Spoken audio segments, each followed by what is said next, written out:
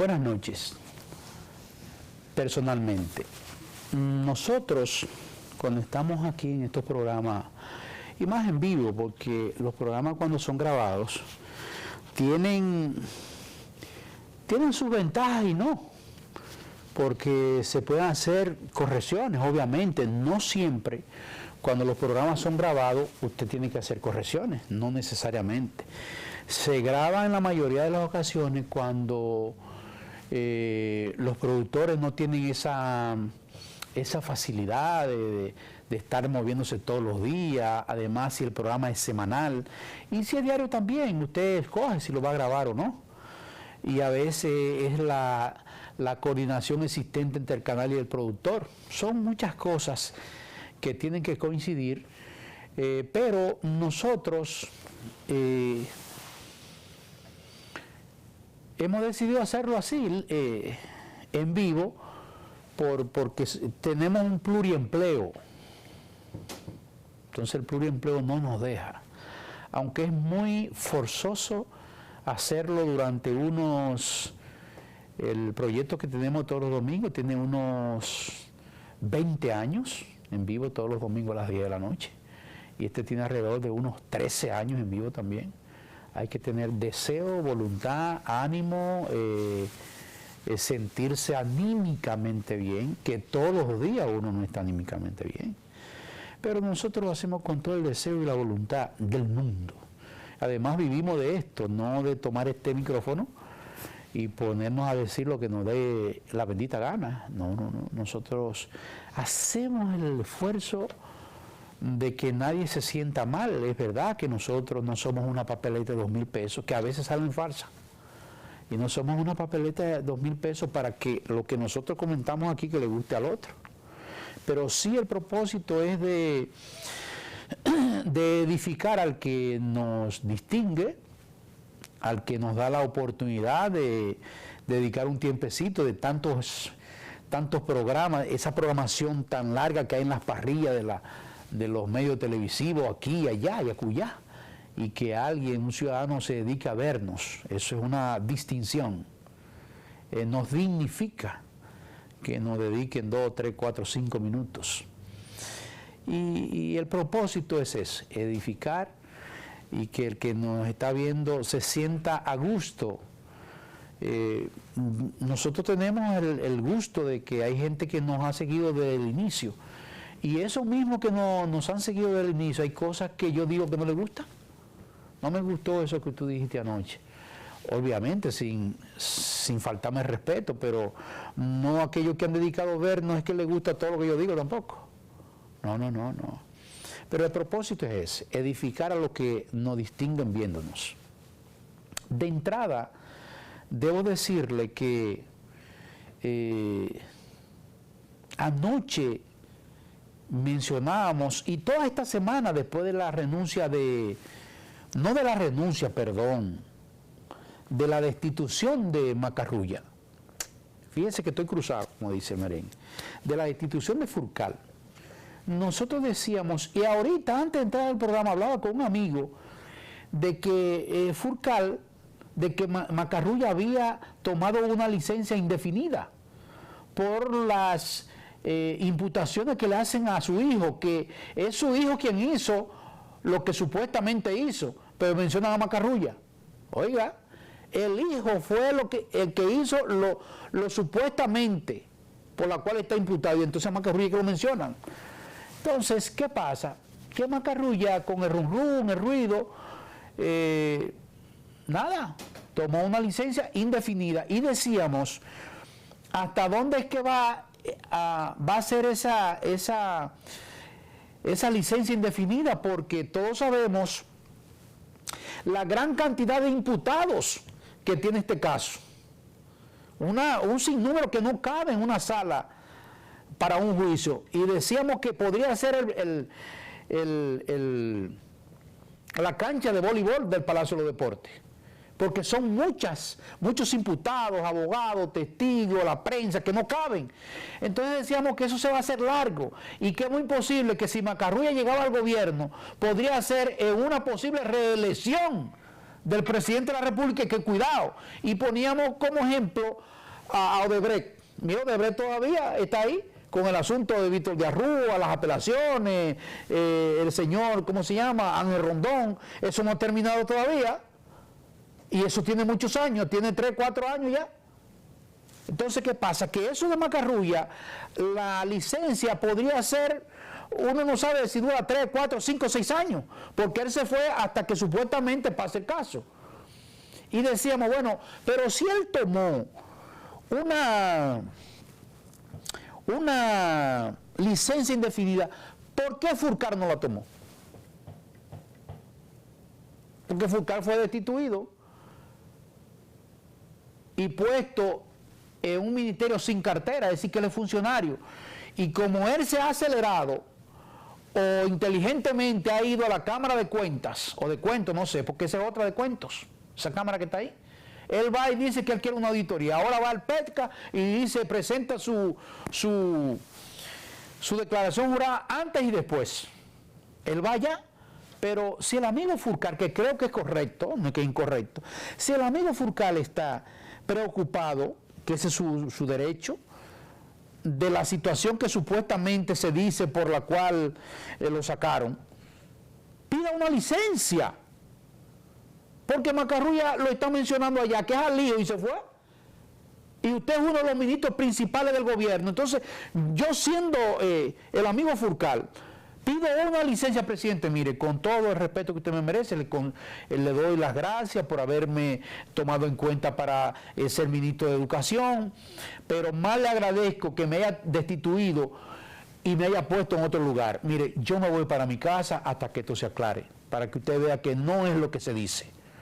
Él se queda ahí, entonces va por allá a la Cámara de Cuentas y al PETCA. No nos sálgase con dignidad, que yo creo que él la tiene, Furcar.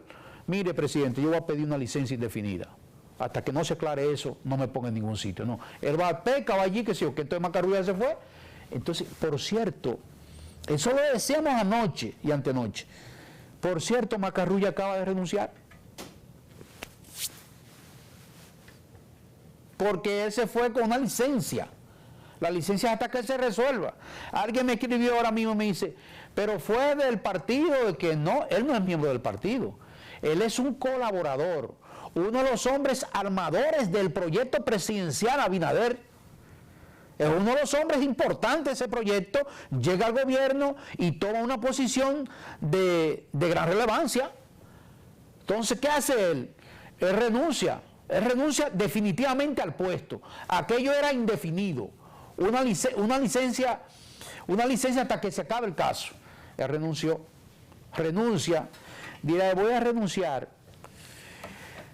Yo no estoy en la cabeza de Macarrulla, no estoy en la cabeza de él, pero es muy posible que él haya tomado esa decisión.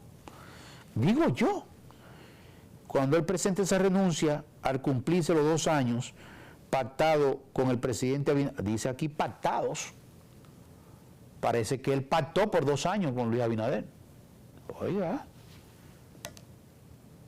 los 2 años de Luis Abinader se cumplen el 16. Cuando él dice pactado, es que él pactó con el presidente, o el presidente inversa y viceversa. Mira, vamos a poner un acuerdo, yo voy a durar 2 años en ese cargo. Y se fue.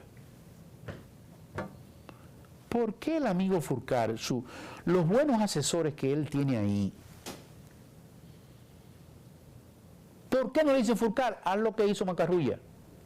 Vete y hasta que no se resuelva el problema, dile al presidente que no te ponga. Él puede hacerlo. Pero ahora está que para allí, que para acá, adelantándose a los hechos. No, Furcar, pida la licencia, presidente, con todo el respeto que usted me merece, licencia indefinida, voy a pedir yo. Hágalo. Macarrulla lo hizo y ahora mira lo que es muy posible, él no va a inventar eso. Va a faltar unos días para los 2 años que pacté con el presidente. Mire, presidente, renuncio. Ya yo no tengo que hacer nada aquí. Se va. Ahora le queda el caso de su hijo, porque eso es un supuesto, lo del hijo, hasta que no se demuestre lo contrario. Entonces, el amigo Furcal debe hacer eso. Pone, no, ojalá que ahorita él coja eso de Macarrulla. Mire, pero qué bien eso. Furcal renuncia a su cargo sin cartera hasta que no se aclare su situación. Alguien me decía, y le decía yo también, la diferencia de ser funcionario y no serlo. ¿Cuál es la ventaja y la desventaja? Ser funcionario y no serlo. Y ministro. Yo soy alguien que no sabe un carajo de derecho. Pero los abogados saben lo que yo le quiero decir. La ventaja y la desventaja que tiene él, siendo y no siendo funcionario. Mire, en todo ese lío que hay de Medusa, de que si o qué Caracol, de que si o qué Falcón, de que si o qué, ¿cuál es este ahora? Medusa, el último de Medusa. Y lo que pasó ahora con la señora, la muchacha que tienen que secuestrar, ¿cómo que le llaman ahora? Que es una película que tiene Netflix también. La señora trata de que si o qué, hoy que agarraron, le pusieron un nombre, que hay una película en Netflix. Atalaya, Malaya, qué sé yo, una cosa de eso. Amén. Todas esas cosas que han pasado, que se mencionan empresarios, o empresas que tienen muchos años en la sociedad dominicana, estoy hablando de 60, 50, 70 años, fundada por dominicanos, y que los empresarios aquí son los que proporcionan los empleos, son los que producen empleos directos e indirectos. El gobierno tiene nombramiento, creo que tiene 300,000 y algo, pero la empleomanía, quien la produce es el empresariado privado. Entonces, en todos esos bollos a veces mencionan a las empresas, íconos de este país. Aquí hay muchas empresas, esas medianas y pequeñas, que hay muchas que no abrirán sus puertas jamás, hay otras que la abrieron por la mitad con la pandemia, hay otras que se han escapado y han podido abrir hasta arriba, hay unas que se quedaron con la puerta por la mitad, y hay otras que tenían 10 empleados y tienen 2, para poder subsistir. Y ese anticipo, que es una aberración, el anticipo es una aberración, el que creó eso, pero es una aberración. Carajo, usted poner un anticipo sin abrir la puerta, sin vender nada, usted tiene que pagar. Pero yo no he abierto la puerta y la empresa está cerrada, el anticipo, olvídese de eso. Y después es que falta mambo para los impuestos mensuales o los días 20. Y la TCS, Infotec y Medio Ambiente, y qué sé yo quién, y vaina. Eso es sin el anticipo. Y el anticipo es un impuesto que es el que nunca se puede evadir. ¿Por qué? Porque el anticipo le dicen, mire, profesor, usted tiene que pagar 20,000 mensual y usted se revuelca en el suelo. Son 20,000 que tiene la costilla, esos 20,000 usted tiene que pagar, no, y que 19,000 hinchicitos, y un día un mes, y que hacerse el loco y no pagar, no, son 20,000 mensual. Sin el ITEVI que tiene que pagar mensual, Esa es una aberración. Y ningún gobierno lo va a quitar. Ustedes no ven que ningún gobierno hace la oposición y yo voy a quitar el anticipo. No se atreven a hacerlo. Porque le dice, presidente, venga acá, o al candidato. No diga eso. ¿Usted sabe cuánto se recogen de ahí? Cientos de miles de millones. Olvídese de eso. Pero eso es una aberración, el que hizo eso, que se inventó esa pendejada. Que creo que él me está mirando. Creo que él me está mirando. Es fuerte ese tipo. Se inventó esa pendejada. Entonces, esa familia que la mencionas ahí, esa familia del empresariado dominicano, que yo no, déjeme decirle, yo apenas lo conozco por periódico, por la prensa, por una revista, porque lo mencionan y porque uno consume sus productos. Necesariamente tiene que producirlo porque hasta un papelito de un chicle están ahí. Papelito de un chicle, Usted lo está quitando y esa gente está ahí. Y lee un periódico y ese papel está ahí, está en el papel. Y coge para comer una funda de esas que envuelven azúcar, están ahí. Y coge, dame una agüita, están ahí. Mira, la goma tal usada, están ahí. Es decir, que necesariamente usted tiene que consumir. Entonces, son no necesarios, son indispensables, porque son los que producen el empleo. No es el gobierno, no es el gobierno, esta gente que ustedes ven ahí, no, ese grupo que usted ve ahí, el otro que producen de todo, y otra familia, los García de aquí, del canal, Mercasí. Esa gente es tradición es eso.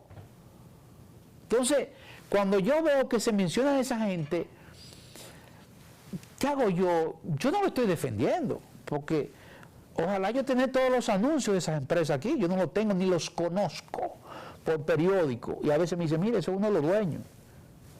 Y los nombres, que uno sabe qué. Entonces, cuando veo estas empresas que la ligan, que la cuestionan en asuntos con el gobierno y que ellos son que sí o quién, y que tantos miles de millones, y que allí que sí o quién, y que yo siempre mi estandarte aquí es pensando en la familia, en los hijos, porque sufre muchísimo eso. La familia, la esposa, el tío, el hermano, el amigo, el compadre, y hasta los vecinos y un ciudadano. Entonces yo tiendo a cuidarme mucho de eso. Y vuelvo a repetir, yo no conozco a esa gente ni por periódico, por revista, así, por cosas, y por circunstancias de la vida, que mira, hay fulano que está ahí. Entonces hay que tener mucho cuidado en torpedear. No lo estoy haciendo víctima tampoco, no.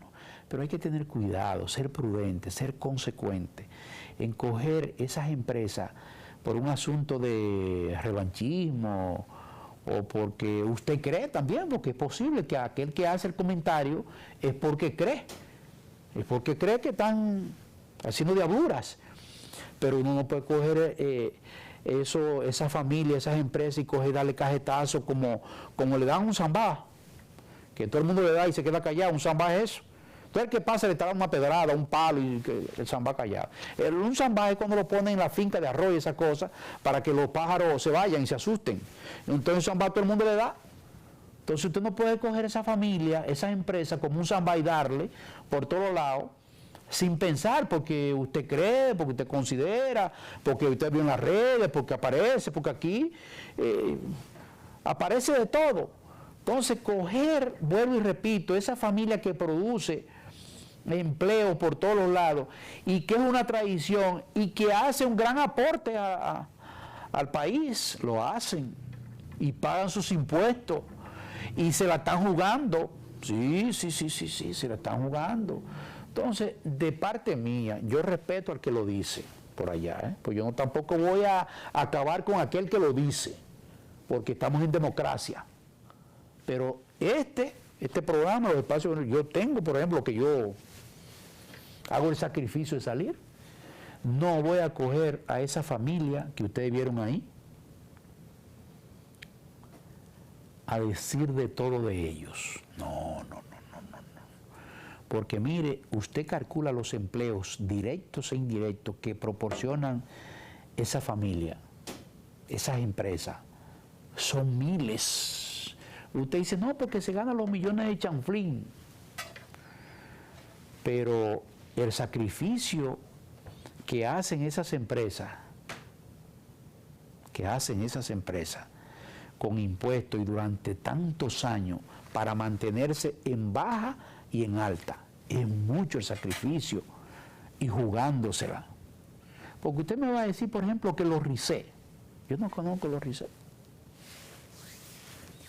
No sé si son blancos, si son oscuros, si son altos. No sé. Pero usted cree que ese grupo que está metido en inversiones, que uno dice, bueno, yo se metieron en eso. Óigame, jugándosela, que están. Entonces usted cogerlo y darle con un palo de guayaba, como dicen en el campo, o con un bate de aluminio con cocho, aerto y esteroide. Acabarlo los RICE. No, esa gente tiene años fajados, con sacrificio, y se meten a inversiones, porque el que se meta a inversiones tal, poco o mucho, es arriesgándose, jugándose la faja que está, porque esas empresas pueden quebrar, y las inversiones todas no son exitosas.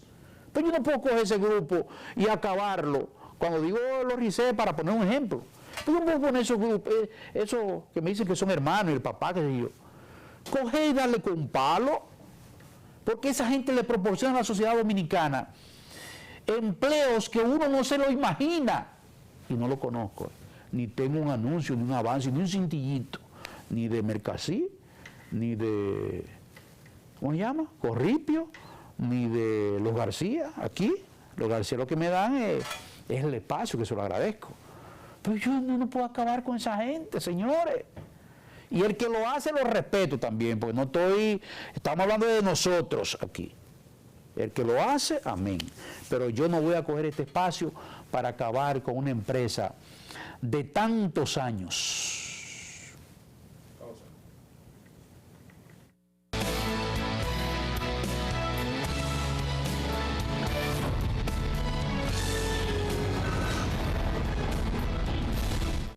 Para que usted vea, algunos amigos me escriben ahora y me dicen que si yo alguna vez trabajé en una de esas empresas. No, amigo, no. Que si alguna vez yo trabajé en una... No. Usted me dice ahora mismo dónde están las empresas de los Vicini. Puedo decir que alguien me diga, mira eso de ellos. Pero no. Empresa privada, aquí, que lo que yo hago que rento un espacio. Pues no que yo trabajo aquí tampoco, rentar un espacio. Y agradecido de la familia de don Luis García. Pero si uno se pone a buscar cosas, por ejemplo, en esta pandemia, estas dificultades que todos nosotros dominicanos, gracias a Dios, que la producción local nos hizo y nos hace consumir alrededor del 80%. Si no, nosotros hubiésemos estado perdidos totalmente. Porque no todo país produce el 80% para... Todos estos países de la región, para compararlo más o menos como nosotros, porque México es una potencia para nosotros, Brasil, pero todos estos países de la región no producen el 80% para consumirlo, no. Y nosotros tuvimos la suerte, podríamos decir, la dicha de Dios de consumir el 80% que se produce aquí. Si no hubiéramos estado, ya ustedes saben. Y en la pandemia, hay que decirlo, aquí el empresariado aportó muchísimo al gobierno, cientos de miles de dólares para soportar esto. Y es verdad que las empresas, ninguna se hacen para perder. Ninguna empresa se hace para perder con la intención de que voy a perder tanto. No. Y es verdad que lo mucho hasta Dios lo ve. Pero el empresariado aquí, si no existiera el gobierno, el Estado, imagínese usted. Imagínese usted. Pero el amigo que me llamó y me escribió, que me dice que si yo he trabajado... No, yo no.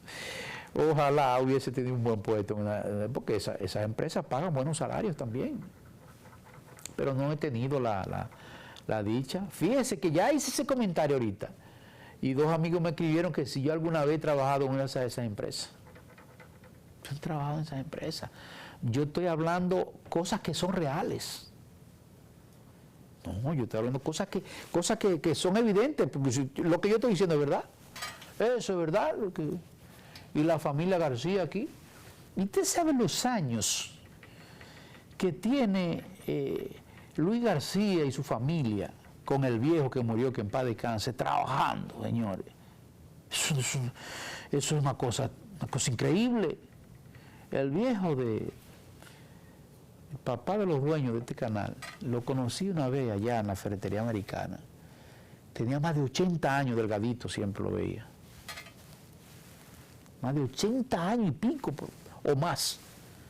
Lo vea yo subiendo la escalera, ahí, al papá de don Luis. 80 y pico. Ojalá don Luis esté viendo el programa para que me diga de qué edad tú vuelas allá en la ferretería. No 82, ¿no? Estaba por 85 largo, por allá.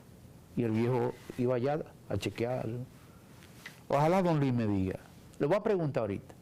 Y eso es una tradición de muchos años para levantar esas empresas. A eso es que yo me refiero. Yo me estoy refiriendo que son buenos, que son malos, y que yo no voy a venir aquí a difamar y el que lo diga yo lo respeto eso. No estoy de acuerdo que lo diga, pero yo lo respeto. A todo aquel comunicador, periodista, crítico que diga algo de esas empresas, de esa familia, yo no estoy de acuerdo, pero lo respeto, porque eso es su opinión y no estamos en dictadura. Pero sí, sin el empresariado, todo es inútil, todo, en lo absoluto. Y ellos aportaron mucho al gobierno, le dieron la mano en momentos difíciles cuando la pandemia. Le dieron la mano, ahí está el presidente. Los empresarios colaboraron. Bueno, ustedes saben, ahora me recuerdo, para la vacuna, creo que fueron 10 millones de dólares que dieron. 10 millones de dólares dio el empresariado dominicano para la vacuna. Esos 10 millones de dólares que luego el presidente tuvo inconveniente, no nosotros dominicanos, porque el presidente se adelantó previendo, no recuerdo la vacuna esa, que después no le mandaron ni una muestra. Ojalá que el profesor me lo recuerde. Eso fue que me lo recuerde uno de los amigos que está viendo el programa. Pero el empresariado dominicano colaboró con 10 millones de dólares a la compra de la primera vacuna. Que se desprendieron, pero se lo ganaron, pero fueron ellos los gobiernos. Los 10 primeros millones de dólares para la vacuna. Lo dio el empresariado privado. Entonces no es que yo conozco, que los RICE, que yo no conozco. Yo sé que los RICE son dueños de muchas empresas, de béisbol, aquí, allí, acullá. Yo no, imagínense. Pero producen empleo. Eso es lo importante. Mire, hoy, en la mañana, estuvimos hablando con políticos que son importantes en la sociedad y en el aspecto político, y hablamos de la posibilidad de Leonel Fernández y de la posibilidad de una repostulación del señor presidente de la República y el PLD. Señores, mire, faltan 2 años. Uno lo ve lejos, pero está cerca también.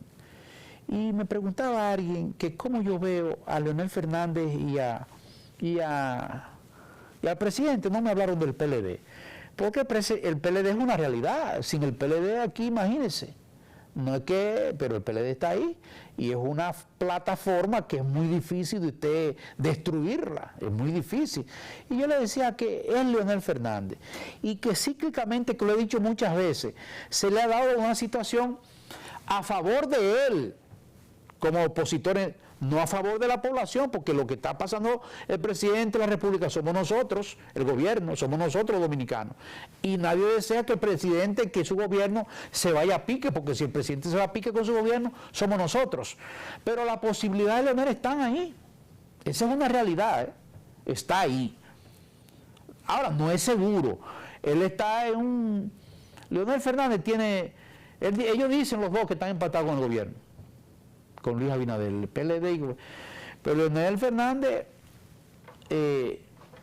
pasar de 25 puntos es peligroso, 25, ellos dicen que tienen 30 y pico, empatado con Luis. Pero tener Leonel Fernández 25 puntos ahora mismo es muy peligroso eso. Muy peligroso. La ventaja, digo yo, en el buen sentido de la palabra, que tiene el gobierno, el presidente, es que cuenta, digo, eso soy yo pensando en voz alta, es que cuenta con la división de Danilo Leonel. Y aquí no hay primera vuelta. Aquí no hay primera vuelta. Una segunda vuelta, porque Leonel jamás va a apoyar al presidente en una primera vuelta. Eso a ver lo que sucede en una segunda y después de ahí ya tú sabes. Si soy yo que lo voy a apoyar en una segunda, usted pide más de la mitad del gobierno. Y que sea posibilidad que Danilo apoye a Luis para que no sea Leonel. Oiga lo que estoy diciendo. La posibilidad que sea Danilo que apoye a Luis Abinader en una segunda y no Leonel. Es decir, yéndosele a Leonel adelante. Mira, yo voy a hacer el acuerdo contigo para que no sea Leonel, para que Leonel no tenga fuerza en el poder. Y alguien me decía que yo soy muy, qué sé yo, optimista en el sentido, no. Digo, bueno, es que es posible. Porque yo solamente me recuerdo el antagonismo entre Balaguer y el PLD, entre Juan Bosch y Balaguer. Que si es posible para que Leonel no tenga fuerza en el gobierno, en el poder, valga la repetición, es posible. Me voy ahí adelante, voy a hacer el acuerdo con este para que tú no te metas ahí. Lo hace.